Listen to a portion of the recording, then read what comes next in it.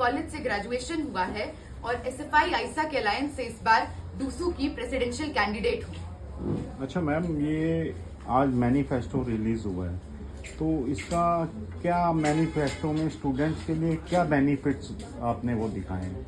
देखिए, हमारा राजनीति का जो मॉडल है वो चुनाव से इतर सालों साल हर दिन 24 घंटे 7 दिन कैंपस में स्टूडेंट्स के लिए इस यूनिवर्सिटी को एक्सेसिबल अफोर्डेबल करने की लड़ाई के रूप में जिंदा रहा है। तो ये मैनिफेस्टो भी हर क्षेत्र, हर तबके, हर सोशल इकोनॉमिक बैकग्राउंड से आ रहे स्टूडेंट्स के लिए दिल्ली विश्वविद्यालय के दरवाजे खुले रहेंगे इस सपने की बात करता है। हम बात कर रहे हैं कि हायर एजुकेशन में हम लोग स्पेशलाइज्ड एजुकेशन करने आते हैं, history, political science, economics, physics पढ़ने आते हैं।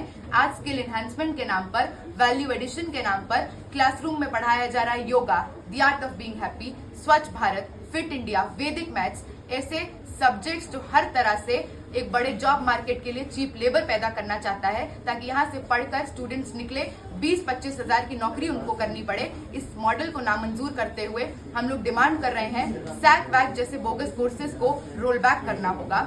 हम जब बीए में थे, हमारे इंटरनल का वेटेज 25% था, आज वो वेटेज 45% हो गया है। टीचर्स के हाथ में 70 नंबर है। ये वही दिल्ली विश्वविद्यालय है जहाँ का रामजस कॉलेज का एक प्रोफेसर एक महिला को हरास करता है और उसके बाद पहली चीज जो वो बोलता है वो ये है कि कंप्लेन करोगी तो इंटरनल के नंबर काट लूंगा। हम देख रहे हैं कि आज क्लासरूम का डायनामिक जो डिबेट, डिस्कशन, डेमोक्रेसी पे जिंदा होना चाहिए, अनप्रपोर्शनेट पावर डायनामिक्स पे चलता है। आज एक तरफा ऐसे लोगों की भर्ती हो रही है जो भाजपा आरएसएस के समर्थक हैं, एबीवीपी के कार्यकर्ता हैं, और वो क्लासरूम में जाकर स्टूडेंट से पूछते हैं तुम्हारा सरनेम क्या है। स्टूडेंट्स को इस बिना पर कि क्या बोल रहे हैं, क्या पूछ रहे हैं, क्या सोचते हैं, उनके नंबर काटे जा रहे हैं, उनको टारगेट किया जा रहा है। क्लासरूम में खुले तौर से, लीगल रूप से हर तरह के भेदभाव के खिलाफ ये मैनिफेस्टो बात करता है। हम बात कर रहे हैं कि जिस विश्वविद्यालय में देश के कोने कोने से, हर वर्ग से, हर जाति से, हर समुदाय से स्टूडेंट्स आते हैं, वहाँ पे 5% से भी कम हॉस्टल्स मिलना स्टूडेंट्स को हम नामंजूर करते हैं। हम उन संगठनों से हैं 3 साल पहले महिला हॉस्टल की जमीन पर हंसराज प्रशासन गौशाला बना देता है। मैं खुद उस प्रोटेस्ट में जाती हूँ तमाम दोनों संगठनों के साथ, और हम लोग इसको रेजिस्ट करते हैं। और आज हंसराज में महिला हॉस्टल बना हुआ है।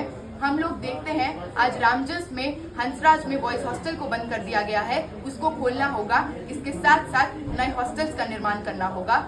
हॉस्टल्स की कमी के कारण देश के कोने कोने से आ रहा स्टूडेंट्स मजबूर है 15,000, 20,000 के महंगे पीजी में रहने के लिए। हम डिमांड कर रहे हैं कैंपस के आसपास के 2 से 3 किलोमीटर के रेडियस पे जो इलाके हैं जहाँ पे स्टूडेंट्स रहते हैं, वहाँ पे रेंट कंट्रोल एक्ट लागू करना होगा, मेट्रो कंसेशनल पास देना होगा। इस यूनिवर्सिटी में आकर कौन पढ़ेगा, स्टूडेंट्स के हमारे जेबों से तय नहीं होगा। हर तरह से आ रहे स्टूडेंट्स को अकोमोडेट करने का काम इस विश्वविद्यालय के प्रशासन का है और यूनियन का है। हमारी मैनिफेस्टो में हम बात कर रहे हैं कि इस यूनिवर्सिटी में लोग लगातार एनएसयूआई, एबीवीपी का आप मॉडल देखेंगे तो उनके मैनिफेस्टो में बहुत सजा धजा कर जेंडर जस्टिस की बात लिखी रहती है, पर इसी यूनिवर्सिटी में मेरा ग्रेजुएशन जहाँ से हुआ है वहाँ पे हरासमेंट होता है। 230 रिटन कंप्लेंट्स दी जाती हैं आईसीसी को। 2 साल बीत गया है, आज तक कोई एक्शन नहीं हुआ है। हम लोग मांग कर रहे हैं आईसीसी को डेमोक्रेटाइज करने की, कैंपस में जेंडर सेंसिटाइजेशन वर्कशॉप करने की। कंसेंट क्या होता है, बाउंड्री क्या होता है, जेंडर आइडेंटिटी क्या होता है, सेक्सुअल ओरिएंटेशन क्या होता है, ये बात स्टूडेंट्स को समझाना होगा। हम लोग हर तरह के सर्वेलेंस, हर तरह के कंट्रोल और एक आजाद ख्याली कैंपस के लिए लड़ रहे हैं, और ये मैनिफेस्टो इसी बात का जीता जागता उदाहरण है। मैडम, लास्ट ये एनएसयूआई प्रेसिडेंट जीते थे, तो इन्होंने कितनी मांगे पूरी की स्टूडेंट्स की, कितने बच्चे स्टूडेंट खुश थे और कितना सेफ्टी को लेके भी काम किया उन्होंने? देखिए, इसका जवाब बहुत ऐसा है, आयरनी से भरा है। इस यूनिवर्सिटी में बार इतना लो है कि ऐसे लोग इस सीट पर बैठ के गए हैं कि जो कुछ नहीं किए हैं। 5 साल पहले तक इस कैंपस में सही में ये होता था, किसी भी क्लास में पूछने चले जाइए तो लोगों को पता नहीं होता था उनके ऑफिस बेयरर्स का नाम क्या है। इस तरफ अभी आप देखेंगे कि क्योंकि इंस्टाग्राम है, एल्गोरिदम है, रील्स है, तो जो कि अच्छा भी माध्यम है स्टूडेंट्स तक अपनी बात पहुंचाने का, पर रौनक खत्री जब अध्यक्ष बने तो उनका जो मॉडल है, जो सनसनी का मॉडल है, जो हर तरह से एक हुलिगैनिज्म के मॉडल को दूसरे गुंडागर्दी के मॉडल से रिप्लेस करने का मॉडल है, तोड़फोड़ का मॉडल है, उसमें कहाँ है स्टूडेंट्स की आकांक्षाएं? कहाँ थे वो जब शहीद भगत सिंह कॉलेज के स्टूडेंट को अरुण अत्री, वहां का प्रिंसिपल, अपने कैबिन में बुलाकर मारता है, पीटता है, जाति सूचक गालियां देता है? तब रौनक खत्री कहाँ थे जब लगातार इस यूनिवर्सिटी में हर सेमेस्टर उनके ही टर्म में फी हाइक होता है 5%, 50%? तब रौनक खत्री कहाँ थे? आए दिन इस कैंपस में जिस तरह के मॉडल पे वो ऑपरेट करते हैं, आज उन्हीं की गाड़ियों के काफिले में घूम रहे लोग हम लोगों को सड़क पर छेड़ते हैं। आप कॉमन स्टूडेंट से जाकर किसी भी DU के कैंपस में पूछ लीजिए, ये लोग कौन है? आउटसाइडर्स हैं जो अपने कोई भाई, अपना कोई बहन लड़ रहा है, उनके समर्थन में आए हैं, हमारे कैंपसेस में रकस करते हैं, हमको अनसेफ फील कराते हैं। तो मुझे लगता है कि ये दोनों ही मॉडल उतने ही नाकाबिल हैं और इन दोनों ही मॉडल के खिलाफ आज आइसा ने अपना मैनिफेस्टो जारी किया है।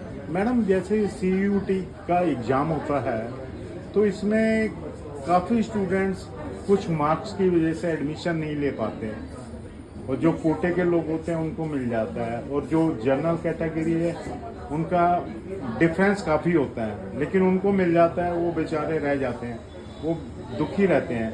तो वो यूनिवर्सिटी में ये देखा गया है, तो वो स्टूडेंट्स के लिए कुछ करोगे क्या? सर, मुझे लगता है CUET ओवरऑल जिस तरह का मॉडल है, इस साल भी नॉर्मलाइज स्कोर की बात होती है, वो अपने आप में जितना क्योटिक है, किस बेसिस पे क्या पैमाना है, क्या सही में सबके पेपर का जो मॉडल आया वो किसी का टफ था, किसी का इजी था, आपके पास क्या मैकेनिज्म है?